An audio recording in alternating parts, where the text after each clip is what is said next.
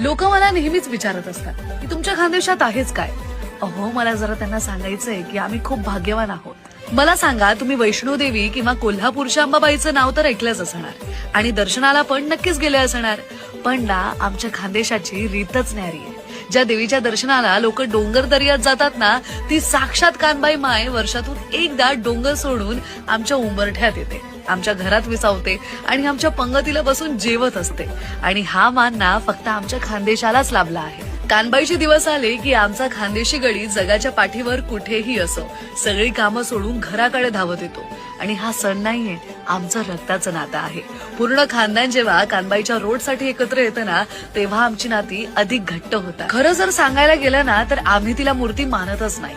ती सासूरवा शेण म्हणून माहेरी आलेल्या आमच्या लाडक्या लेकीसारखी असते. तिला नटवणं, तिचं लाड करणं हे सुख कोणत्याही मोठ्या मंदिरातल्या रांगेत मिळत नाही. तिथे आपण भक्त असतो, पण इथे आपण तिचं माहेरचं कुटुंब असतो. आणि जर तुम्हालाही हा जिव्हाळा आणि ग्रामदैवत कानबाईचा हा विलोभनीय उत्सव अनुभवायचा असेल ना, तर या बर का, श्रावण महिन्यात नागपंचमीनंतर खानदेश. 3 दिवस कसा गेला कळलंच नाही. आता कानबाई मायले निरोप द्यायची वेळ आली. मिळून कानबाई मायचा आशीर्वाद घेऊन आणि पुढल्या वर्षी पुन्हा यावं अशी प्रार्थना करू. पाहुणे आपापल्या घरी निघाली, पण मनात कानबाई मायच्या आठवणी कायम राहतील. कानबाईचा रोट म्हणजे फक्त सण नाही, तो प्रेम, नाती आणि खानदेशची